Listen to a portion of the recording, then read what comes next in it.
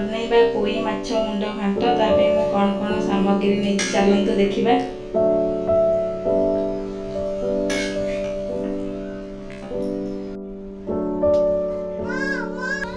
चलतु सांग माने हमें बनेबा पोई माछ मुंड देकी घांट बनेबा। मु प्रथमे नहीं जाइछि पोई को छोट छोट खंड करी काटिकी नहीं जाइछि।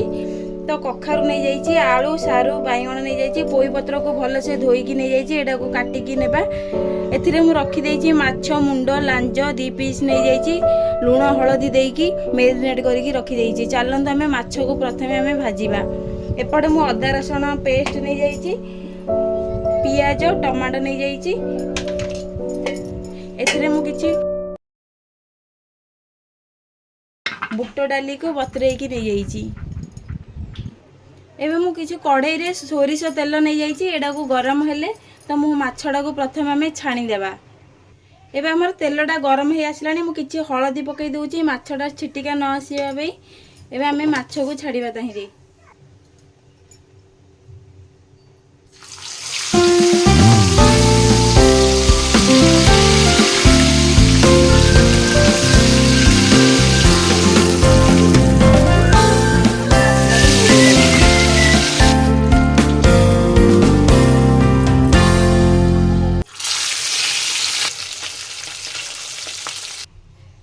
एबे हमें परिबा को भाजी देबा। माछ तो भजा सरी गला। एबे हमें परिबा सब को भले से हमें भाजी देबा।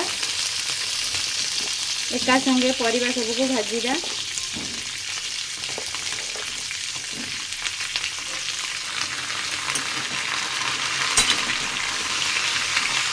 माने हमर परिबा भाजी हे गला। एबे हमें सेही माछ तेल कड़ाई रे माछ बळी थिला जो तेल मु से तेल रे मु जीरा और किछि दालचीनी पकई दउची। एबे हमर जीराटा फुटी आसी गले। एबे पियाज कटा को पकई देबा।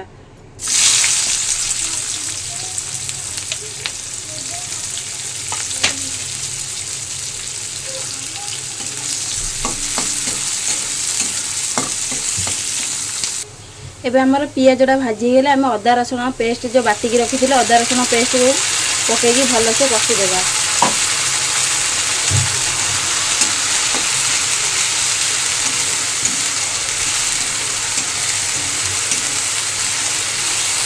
एबे हमर अदा रसुण पेस्टटा भाजी गलानी। एबे हम जीरा गुंड लंका गुंड धनिया गुंड हळदी गुंड पकईकी भल से घांटी देबा। ताहिरे मु अल्प मीट मसला पकईची। एटा को भल से हमें आउ अल्प पानी देकी घांटीबा।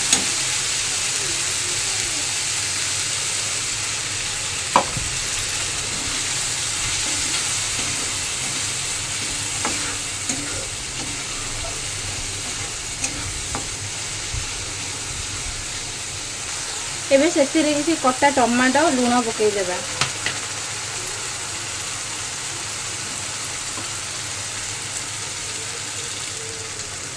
एबे हमें एटा को घोड़े देबा किछि समय। एबे हमर मसलाटा कषि गलानी। मु बुट डाली किछि मसूर डाली बतरेकी रखिथिली ताको पकईकी भल से हमें मसला सह कषि देबा।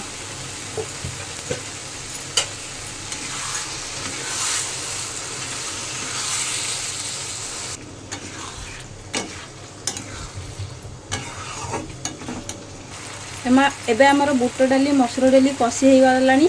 एबे जो भाजी की रखी थे सब परिबा को हमें पकई देबा। पकईकी भल से मसला सह किछि समय कषिबा।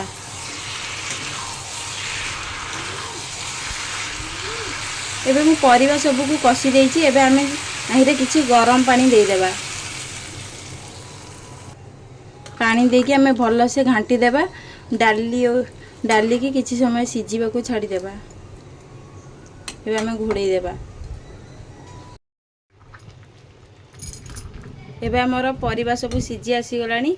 एबे हमें माछ को जो छाणी थिले माछ को भल से मु खंड खंड करी कर देइछि। एबे माछ को सब माछ को पकईकी भल से एबे हमें घांटी देबा।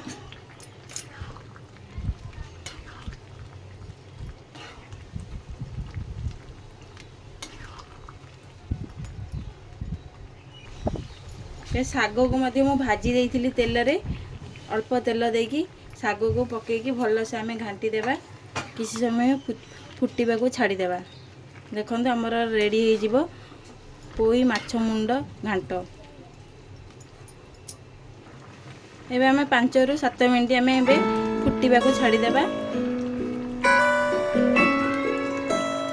ଏବେ ଆମର ତରକାରୀ ତ ରେଡ଼ି ହେଇଗଲା। ଏବେ ଆମେ କିଛି ଗରମ ମସଲା ପକାଇଦେବା।